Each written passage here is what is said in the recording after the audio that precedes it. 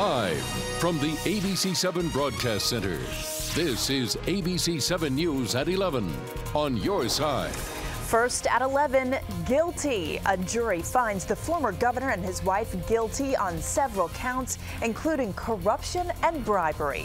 5 weeks of testimony included intimate details of their marriage, allegations of a crush, and claims of mental illness. But in the end, Bob McDonnell was weeping in the courtroom as the verdict was read.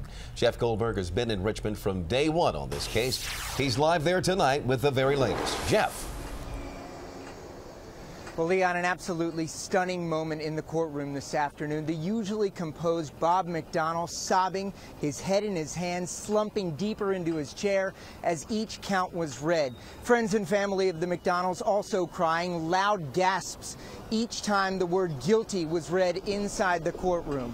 7 men and 5 women deliberated this case for 3 days. And now Bob McDonnell is the first governor in the history of Virginia to be both charged and convicted of a crime.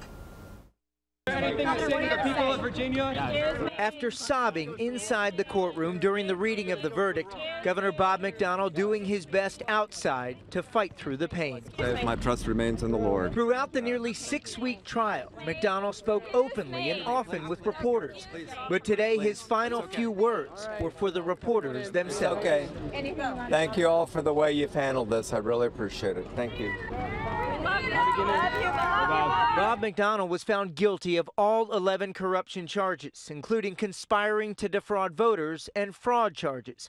Maureen McDonnell was found guilty on 9 counts, 8 corruption charges, and a charge of obstructing a grand jury in relation to returning clothes Johnny Williams bought during their New York City shopping spree. Both McDonnells were found not guilty of falsifying loan applications. They were accused of using the prestige and power of the governor's office to promote Johnny Williams' product Anatoblock in exchange for nearly $180,000 in loans and gifts, including a Rolex, a Ferrari ride, and luxury golf outings. The FBI will engage vigorously to any credible allegation of corruption. Throughout the trial, the personal and at times embarrassing details of the McDonnells' marriage were laid bare. Defense attorneys arguing the workaholic, absent governor could not possibly have conspired with his erratic, difficult wife, called a nutbag by one witness, who they say had a crush on the slick and charming vitamin salesman. In the end, jurors didn't believe the story.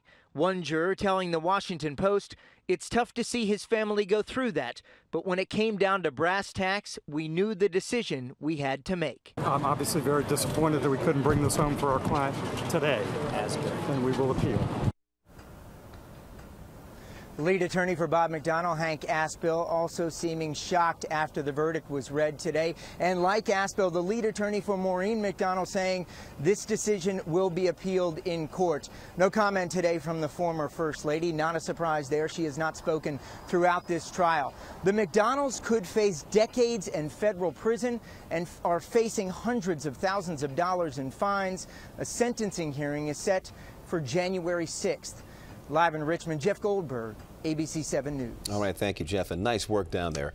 The McDonnell verdict will have long-lasting political implications, especially in Virginia. Current Governor Terry McAuliffe had this to say, quote, "I am deeply saddened by the events of the trial that ended in today's verdict and the impact it has had on our Commonwealth's reputation for honesty and clean government."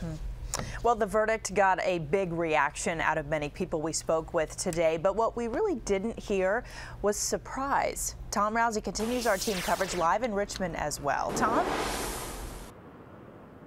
Yeah, Allison, a lot of folks were not surprised that the governor and his wife were found guilty on at least some charges, but they were shocked at just how many charges the jury found Bob McDonnell guilty of and Maureen. From Richmond, he just disappointed a lot of people, to Northern Virginia, You get what you deserve. residents are reacting to the jury finding the former governor and his wife guilty on so many corruption counts. I thought they probably found him guilty on some of the, the lesser counts, but I didn't think they would find him on most of the counts. Someone that's high up there, supposed to be setting an example for everybody that's lower than him. A good example, but he's not setting a good example. This is a day of infamy in Virginia. Political analyst Bob Holsworth points out Bob McDonnell was offered a deal to plead guilty to just one charge with his wife going free, and he turned it down. That turns out to be one of the most monumental and colossal blunders and mistakes of judgment imaginable. Now they both face potential prison time. I can't imagine that any judge, such as Judge Spencer, who's known to be a very fair judge, could listen to what this jury has just said and not assign some measure of jail time. I don't think that this should be his legacy. I think he was a pretty good governor. They're all corrupt, but they just got to get caught. And he's the only one that's been caught. I just hope we can get to a better day.